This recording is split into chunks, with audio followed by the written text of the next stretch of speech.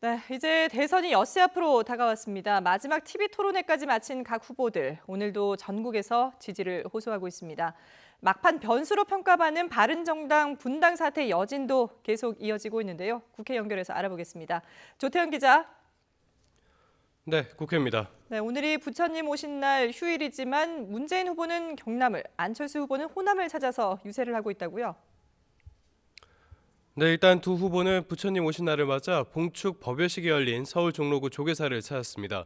문 후보는 이어 여의도 당사로 이동해 내일부터 진행되는 사전투표 독려 활동을 벌였는데요. 이 자리에서 사전투표율이 25%를 넘으면 홍대 거리에서 프리허그를 하겠다고 약속해 눈길을 끌기도 했습니다. 이어 경남 마산과 진주에서 차례로 유세를 진행하고 있는데요. 최근 경남 지역에서 지지율이 오르고 있는 만큼 문 후보는 자신이 경남 거제 출신이라는 점을 앞세워 압도적인 승리로 정권 교체에 힘을 실어달라면서 호소할 것으로 보입니다. 안철수 후보는 조계사를 방문한 자리에서 부처님 오신 날의 뜻은 갈등하지 말고 화합하자는 정신이라면서 통합의 메시지를 내놨습니다. 그러면서 남은 기간 열심히 국민을 통합하기 위해 진심을 전하겠다고 강조했습니다. 이어 공식 선거운동이 시작된 뒤 세 번째로 호남 유세전을 벌이고 있는데요.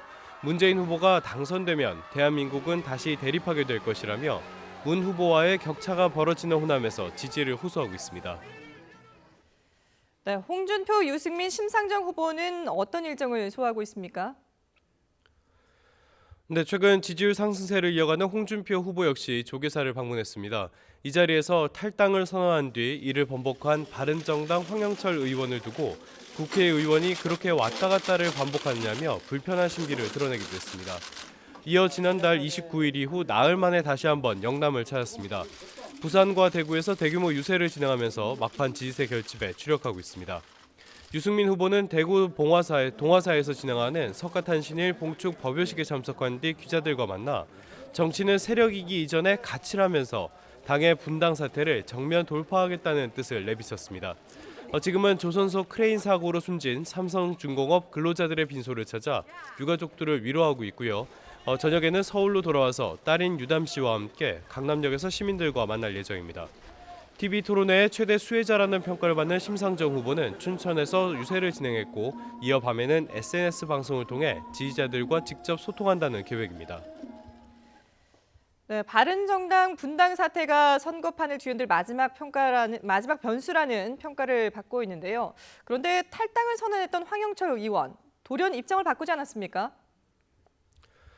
네, 그렇습니다. 이 바른정당 의원 13명 어제 기자회견을 통해서 탈당과 자유한국당에 대한 복당, 또 홍준표 후보의 지지를 공식적으로 선언했습니다. 이 가운데 황영철 의원 역시 포함됐었는데요.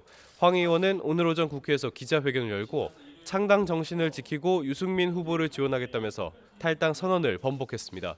이 탈당파 의원들에게 쏟아지는 강도 높은 비난 때문인 것으로 보이는데요. 실제로 탈당파 의원들이 여러 가지 이유를 대고 있기는 합니다. 하지만 최소한의 도의조차 지키지 않는 정치 철새에 불과하다는 비판도 계속 이어지고 있습니다. 황 의원의 탈당 번복으로 바른정당을 탈당한 의원은 모두 13명이 됐습니다. 이들은 당내에서도 비유승민계로 꼽혀왔는데요. 지금까지 안철수 후보를 포함하는 3자 단일화를 주장해왔다는 점을 고려하면 국민의당과의 단일화를 포기하고 홍 후보로의 보수 집결을 노리는 것으로 풀이됩니다. 다만 앞서 말씀드린 것처럼 여론이 아주 극도로 악화된 상황입니다. 따라서 바른정당 분당 사태가 어떤 여파를 가져올지는 조금 더 지켜봐야 될 것 같습니다. 지금까지 국회에서 YTN 조태현입니다.